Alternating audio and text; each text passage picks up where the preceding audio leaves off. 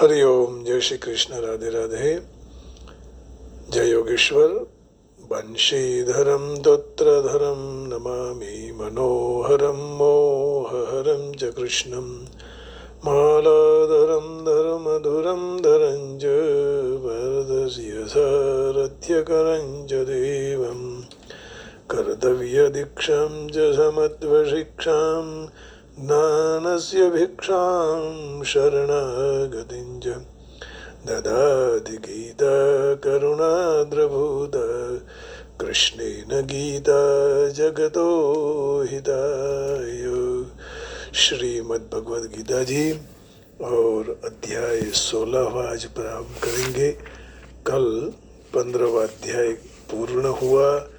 स्वयं भगवान ने कहा कि जो कुछ भी हूँ मैं ही हूँ और मुझसे ही सब चलता है। जानना हो तो मुझे ही जानना चाहिए और वेद भी मेरे द्वारा जाने जा सकते हैं या वेद द्वारा भी मैं जाना जा सकता हूँ। ये सारी बातें भगवान ने बहुत प्यार से प्रेम से अर्जुन को समझाई, लेकिन थोड़ा उसका भाग 15वें का थोड़ा और चर्चा बाकी रह गई थी, तो वो ले लेंगे। 15वें अध्याय के मध्य में अक्षर जीवात्मा का वर्णन का तात्पर्य है जीव की एक तरफ क्षर माने संसार है और दूसरी तरफ पुरुषोत्तम परमात्मा है। एक तरफ माया है, दूसरी तरफ माधव है। एक तरफ माया है, दूसरी तरफ मोहन है। तो जीव का संबंध परमात्मा के साथ है, क्योंकि ममैवांशो जीवलोके जीवभूतः सनातनः मनश्रेष्ठानीन्द्रियाणि प्रकृतिस्थानि कर्षति। परमात्मा चेतन, अविनाशी और अपरिवर्तनशील है। उसी तरह जीव भी चेतन, अविनाशी और अपरिवर्तनशील है। शरीर का संबंध शरीर का संबंध संसार के साथ है। मनश्रेष्ठानि इंद्रियाणि प्रकृतिस्थानि कर्षति। क्योंकि जैसे संसार जड़ है, नाशवान है, परिवर्तनशील है, उसी तरह शरीर भी जड़, नाशवान और परिवर्तनशील है। जीव को परमात्मा से कभी भी अलग नहीं कर सकते हैं। जीव को वो परमात्मा का ही अंश है। शरीर को संसार से कभी भी अलग नहीं कर सकते हैं, क्योंकि संसार के साथ शरीर का संबंध है। तुलसीदास जी ने भी कहा कि ये जीव भगवान का ही रूप है, उसी का ही तो अंश है, वही चेतन है।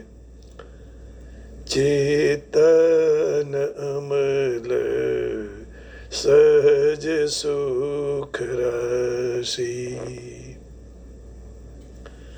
ईश्वर अंश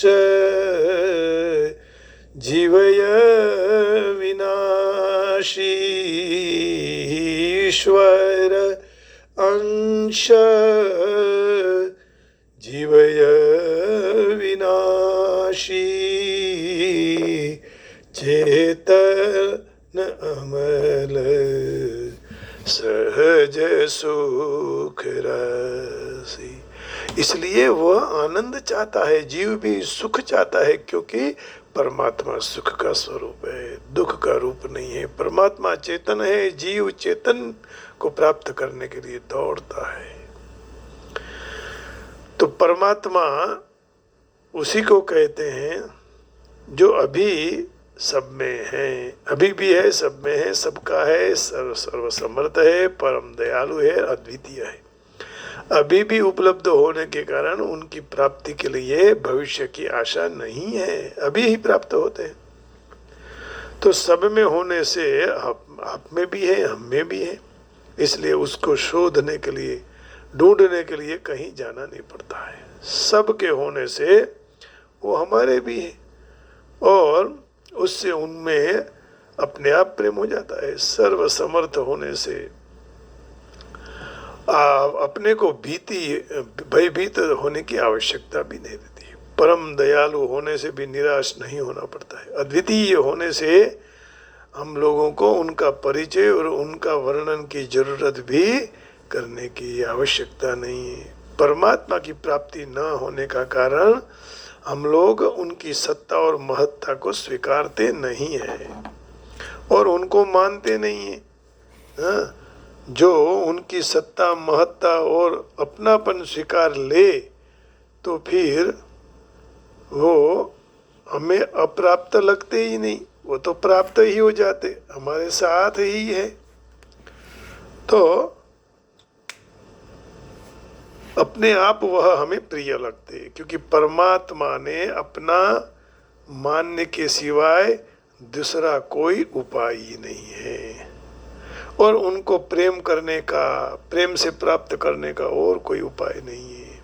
प्रेम यज्ञ दान तप तीर्थ व्रत आदि बड़े बड़े पुण्य कार्यों से वह नहीं मिलता है, बल्कि भगवान अपने मानने से मिलते हैं। भगवान ने कहा है ममैवांशो जीवलोके जीवभूत सनातन मनःष्ठानीन्द्रियाणि प्रकृति स्थान कर्षति।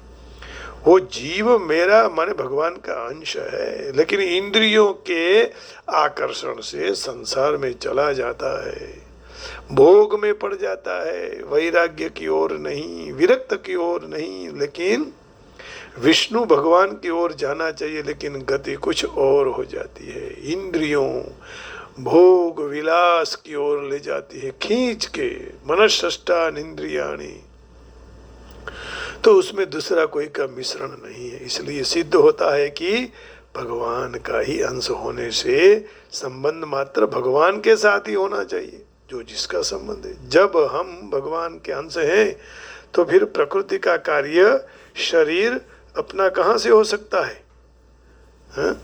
हम भगवान के हैं, फिर शरीर हमारा कैसे हो सकता है? वो तो प्रकृति का कार्य है। इसलिए भगवान अपने ही है, दूसरा कोई अपना नहीं है। भगवान का अंश होने से हमें भगवान से कोई अलग नहीं कर सकता, उनको हम छोड़ नहीं सकते हैं। सर्वशर्त भगवान जीव से अलग नहीं हो सकते हैं। जीव ने भगवान को छोड़ दिया है या छोड़ सकता है, लेकिन भगवान उनको नहीं छोड़ सकते हैं। सर्व समर्थ भगवान है। तो जो भगवान जीव को छोड़ दे तो जीव एक नया भगवान बन जाएगा, अर्थात भगवान एक नहीं रहेंगे बल्कि अनेक हो जाएंगे। तो कभी भी संभव ऐसा नहीं है। जो अपने को छोड़ नहीं सकते हैं उनके विषय में यह प्रश्न उपस्थित होता ही नहीं कि वो कैसा है। इसलिए भगवान कैसे हैं, शो हैं, ये विचार न करते हुए उनमें प्रेम करना चाहिए। कौन सर्वसमर्थ है ये न सोचते हुए वही सर्वसमर्थ है, ऐसा सोचना चाहिए।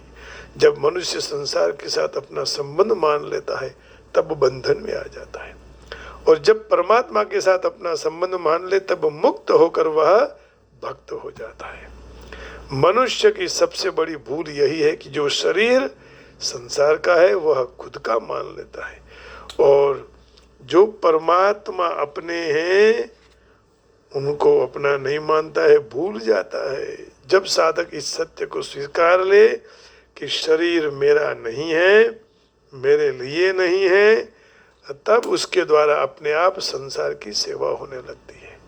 ये दूसरों के लिए है। परोपकार यवहन्ति नद्या परोपकाराय फलन्ति वृक्षः परोपकाराय दुहन्ति गावः परोपकारार्थमिदं शरीरम्।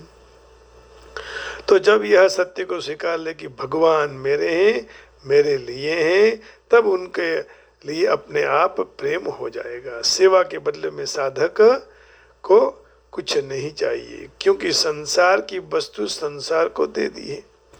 तब उसमें अपना क्या खर्च हुआ, उसमें विशेष प्रयत्न भी क्या हुआ। प्रेम के बदले में उसको कुछ भी नहीं चाहिए, क्योंकि जो कायम से नित्य से अपना है तो उसमें प्रेम से बढ़कर और कोई वस्तु ही नहीं हो सकती है, भगवान से बढ़कर और कोई नहीं। जिनकी उनको जरूरत है वह भगवान मेरे लिए है, इसलिए अपनी जात को भगवान को अर्पित करनी चाहिए। श्री रामचंद्र चरणौ मनसा स्मरामि श्री रामचंद्र चरणौ वचसा गृह्णामि श्री रामचंद्र चरणौ शरणं प्रपद्ये मनसा वचसा। तो उनके पास से कुछ नहीं लेना है, उनके पास से कोई लेने की इच्छा भी नहीं करने की। जब हम उनसे अलग होंगे तो इच्छा हो जाएगी, तो उनको समर्पित करने से उनसे भी अभिन्न हो जाएंगे, अद्वितीय हो जाएंगे, एक ही हो जाएंगे। सेवा से मुक्ति मिलती है, प्रेम से पराभक्ति मिलती है। तो मुक्ति से निरपेक्ष जीवन की और भक्ति से सरस जीवन की प्राप्ति होती है, रस वाली। माने यहाँ ज्ञान कर्म इन दोनों से भक्ति को बहुत महत्व दिया है। भक्ति सर्वोपरि है। पूर्ण पुरुषोत्तम परमात्मा का यह अध्याय अद्भुत और दिव्य है। भगवान ने मनुष्य कर्मयोग से कृतकृत्य होता है ये कहा, ज्ञान योग से ज्ञात ज्ञातव्य और भक्ति योग से प्राप्त प्राप्तव्य हो जाता है। तो भक्ति के समान कुछ उत्तम है ही नहीं। लाभु की क्या छू हरि भगति समाना, लाभ की छू हरि भगति समाना। तो 15वें अध्याय में अपरा, परा और ईश्वर इन तीनों का विस्तार से वर्णन भगवान 15वें अध्याय में कर गए। और भगवान ने भजन करने वाले मोह रहित भक्त को सर्वविद कहा है। और जो भगवान को जान ले, भगवान के लिए कुछ तड़प लगावे, भगवान का भजन करे, तो वह बुद्धिमान है और वही बुद्धिमानी कहा जाता है। तो भगवत तत्व की विलक्षणता यही है कि कर्मयोग, ज्ञान योग, भक्ति योग तीनों में से कोई एक की सिद्धि से कृतकृत्यता, ज्ञात ज्ञातव्यता, प्राप्तव्यता तीनों की प्राप्ति हो जाती है। इसलिए भगवत तत्व को जान ले, फिर कोई जानने का, जरूरत प्राप्त करने का शेष नहीं रहता है। मनुष्य जीवन सफल हो जाता है। लेकिन भगवान कहते हैं कि પોતાના વિશે જેવું હું કહી શકું છું તેવું કોઈ કહી શકતું નથી। मैं अपने बारे में जो कह सकता हूँ और कोई नहीं कह पाएगा। दूसरे पहले मेरी कृपा शक्ति से मुझे जान सकते हैं। जब भगवत कृपा होगी तभी हम उनको जान सकते हैं। कल भी हमने याद किया था, सोई जानई जे देहु जनाई, सोई जानई जेहि देहु जनाई, जानत तुम ही होई जाई, जानत तुम ही होई जाई। तुमरी कृपा तुम ही रघुनंदन, जानहि भगत भगत हुर चंदन, सोई जानई जेहि देहु जनाई, जानत तुम ही होई जाई। तुम्हारी कृपा तुम ही रघुनंदन, जानहि भगत भगत हुर चंदन। तो अंतिम श्लोक था, इति गुह्यतमं शास्त्रम इदम उक्तम मया नघ, एतद बुद्ध्वा बुद्धिमान स्यात् कृतकृत्यश्च Bharat. Arjuna, this most esoteric teaching has thus been imparted by me. Grasping it in essence, man becomes truly wise and his mission in life is accomplished. इति श्रीमद् भगवद गीता सुपनिषत्सु ब्रह्म विद्यायां योगशास्त्रे श्री कृष्णार्जुन संवादे पुरुषोत्तम योगो नाम पंचदशोऽध्यायः। भक्ति वेदांत प्रभुपाद जी क्या कह रहे हैं? This is the most confident part of the Vedic scriptures, O sinless one, and it is disclosed now by me. Whoever understands this will becomes wise, and his endeavors will know perfections. तो गुह्यतमम माने गुप्त शास्त्र भगवान ने अर्जुन को कह दिया, और अर्जुन उसके लायक थे, उसकी योग्यता थी उनकी, इसलिए उनको भी भगवत प्राप्ति हो गई। यहाँ उनके लिए निष्पाप कहा गया है। भगवान यहाँ स्पष्ट तरह कह दिया कि यह सब शास्त्रों का सार है। और यहाँ इसी श्लोक में ही, माने गीता जी में, यहाँ इस ज्ञान को 15वें अध्याय के ज्ञान को शास्त्र कह दिया। शासनात् शास्ति इति शास्त्रम, शासनात् शास्ति इति शास्त्रम। जो शासन करे हम पर, हमें ये कहें कि ये योग्य हैं, ये अयोग्य हैं, ये करो, ये नहीं करो, तस्मात् शास्त्रम प्रमाणन्ते कार्य व्यवस्थितौ। तो शास्त्र का सार है, पूर्ण पुरुषोत्तम परमेश्वर जिस तरह से यहाँ कहे गए हैं उसी रूप में लेना चाहिए। जो मनुष्य बुद्धिमान और आध्यात्मिक ज्ञान में पूर्ण हो जाएगा, फिर दूसरे शब्दों में कहें तो पूर्ण पुरुषोत्तम परमेश्वर के तत्व ज्ञान को समझ लेने से दिव्य सेवा में वह फिर चला जाता है, पिरो जाता है। हरेक मनुष्य भौतिक प्रकृति के गुणों के सर्व संसर्ग दोष में से मुक्त हो जाते हैं। भक्ति आध्यात्मिक ज्ञान की एक प्रक्रिया है। जहाँ जहाँ भक्ति है वहाँ भौतिक संसर्ग दोष का अस्तित्व नहीं हो सकता है। भगवान की भक्ति में सेवा और भगवान दोनों एक ही है। हरिरपि निजलोकम सर्वथा तो विहाय प्रविशति रुदितेषां भक्ति सूत्रोपनद्दः। भगवान भक्ति के पीछे पीछे आ जाते हैं। यदि यहाँ हम भक्ति करते हैं तो भगवान भी यहाँ मिलने को आ जाते हैं। और मोक्ष साधन सामग्र्यां भक्तिरेव गरीयसी। यदि मोक्ष प्राप्त करना है तो उसकी सबसे बड़ा साधन है भक्ति। भगवान को भजते रहो। तो ये दोनों दिव्य हैं, भक्तिमय सेवा और भगवान दोनों। भगवान की भक्ति परमेश्वर की अंतरंग शक्ति के अंदर है। भगवान सूर्य के समान है, अज्ञान अंधकार के समान है। जहाँ सूर्य विद्यमान है वहाँ अंधकार का प्रश्न ही नहीं रहता।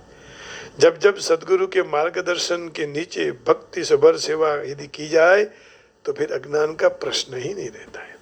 हरेक मनुष्य कृष्ण भावनामृत, कृष्ण परायण के रूप में ग्रहण करना चाहिए। बुद्धिमान और शुद्ध होने के लिए भक्ति में संलग्न होने की आवश्यकता है।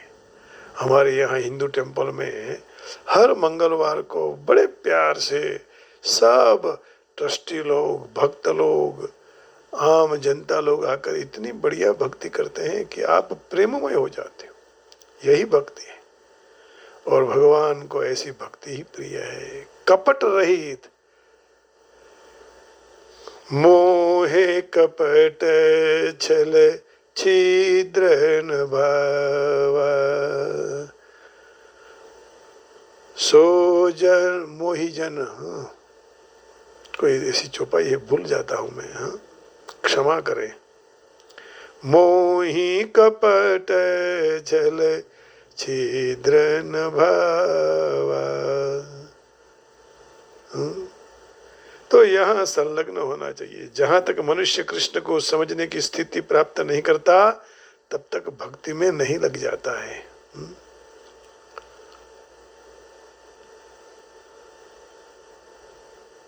सो जन पावा। मोहि कपट छल छिद्र न भावा। तो वहां तब मनुष्य लोगों की दृष्टि में कैसा बुद्धिमान हो, जो भगवान को प्राप्त न करे, वो पूर्ण बुद्धिमान नहीं कहा जाता है। निर्मल मन जन सो मोहि पावा, मोहि कपट छल छिद्र न भावा। अब ये सार्थक हो गया। सर्वस्य चाहं हृदि सन्निविष्टो मत्तः स्मृति ज्ञानम अपोहनम। जो भगवान ने स्मृति दे दी, बहुत बहुत इस कन्हैया का मैं आभार मानता हूँ, योगेश्वर भगवान का। तो यहाँ अर्जुन को जो संबोधन किया है, अनघ माने निष्पाप, पाप से जब तक मनुष्य मुक्त नहीं होता तब तक कृष्ण को समझना कठिन है, पाप से मुक्त हो जाता है। इसलिए कर्मकांड में निष्पापो भूयाः, हम निष्पापः भवामि त्वं निष्पापो भूयाः, पहले निष्पाप हो फिर आगे भक्ति में सफलता मिलती है। मनुष्य सर्व संसर्ग और पाप कर्म से मुक्त होना पड़ेगा और वही समझ सकता है। परंतु भक्ति तो शुद्ध और शक्ति युक्त हो। एक बार भक्ति में यदि मनुष्य का मन पिरो गया तो मनुष्य अपने आप शुद्ध हो जाता है। निर्मल मन जन सो मोहि पाव, मोहि कपट छल छिद्र न भाव। मनुष्य जब शुद्ध भक्तों के संग में संपूर्ण रूप से कृष्ण परायण होकर भक्ति करे तो कई बाबत वहां होती है जो सर्वथा दूर करनी होती है। जैसे महत्वपूर्ण बाबतों पर विजय यदि प्राप्त करना हो तो हृदय की दुर्बलता और अपना पतन भौतिक प्रकृति पर प्रभुत्व करने की इच्छा के कारण होता है। प्रकृति पर अपना अधिकार नहीं है तो मनुष्य भगवान की दिव्य प्रेमा भक्ति को छोड़ दे। हृदय की दूसरी दुर्बलता यही है कि मनुष्य भौतिक प्रकृति पर ज्यादा से ज्यादा प्रभुत्व करने की इच्छा करता है, तब वह भौतिक पदार्थ का स्वामित्व के प्रति बहु आसक्त बन जाता है। संसार की समस्याओं और हृदय की दुर्बलता के कारण ये सब होता है। तो इस अध्याय के प्रथम 5 श्लोक में हृदय की दुर्बलताओं से अपने को मुक्त करने की पद्धति का वर्णन किया गया है। 6वें श्लोक से अंतिम श्लोक तक पुरुषोत्तम योग का निरूपण किया गया। तो यही भगवान के चरण कमल में समर्पित करते हुए आज के सत्संग को विराम की ओर ले जाएं। श्लोक इस प्रकार था। इति गुह्यतमं शास्त्रम् इदमुक्तं मया नघ, एतद् बुद्ध्वा बुद्धिमान् स्यात् कृतकृत्यश्च भारत। आजा बंसी बजाने वाला, आजा गौआ चराने वाला, आजा मक्खन चुराने वाला, आजा गीता सुनाने वाला, आजा सुख को देने वाला, आजा दुख को हरने वाला, आजा बंसी बजाने वाला, आजा गौआ चराने वाला, आजा मुक्ति देने वाला, आजा कथा को कहने वाला, आजा कथा सुनाने वाला, आजा प्रभु आनंद देने वाला, आजा सत्य दिखाने वाला, आजा प्रेम पिलाने वाला, आजा बंसी बजाने वाला, आजा गौआ चराने वाला। कृष्ण कन्हैया लाल की जय, द्वारिकाधीश की जय। आइए भगवान का एक भजन गाएंगे। कृष्ण गोविंद गोपाल गाते चलो, अपने मुक्ति का साधन बनाते चलो। कृष्ण गोविंद गोविंद गाते चलो, अपनी मुक्ति का साधन बनाते चलो। दुख में तड़पो नहीं, सुख में फूलो नहीं, प्राण जाए मगर नाम भूलो नहीं, प्राण जाए मगर नाम भूलो नहीं। मुरली वाले को मन में रिझाते चलो, मुरली वाले को मन में रिझाते चलो। हे कृष्ण गोविंद गोपाल गाते चलो, कृष्ण गोविंद गोपाल गाते चलो।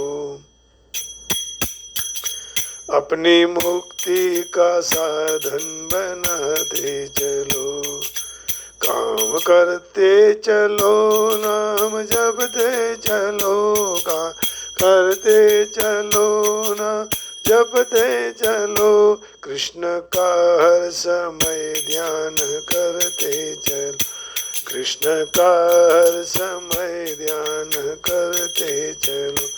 जिंदगी के हर एक गम मिटाते चलो, जिंदगी के हर एक गम मिटाते चलो।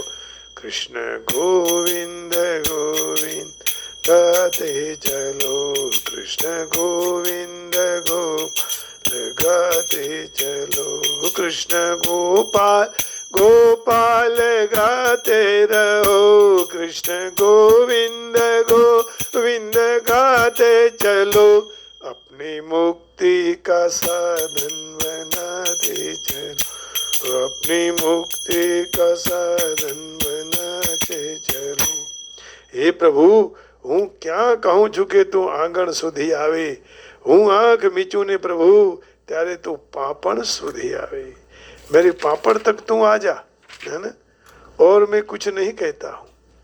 हरे कृष्णा राधे गोविंदा, हरे कृष्णा हरे राम राधे गोविंद, हरे कृष्णा हरे राम राधे गोविंदा, हरे कृष्णा हरे राम राधे गोविंदा, हरे गोविंदा हरे गोविंदा, हरे कृष्णा हरे राम राधे गोविंदा।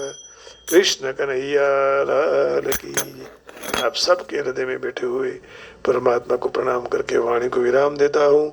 जय श्री कृष्ण, राधे राधे, हरिओम हरिओम हरिओम। ओम नमो नारायण, ओम नमः शिवाय। जय योगेश्वर।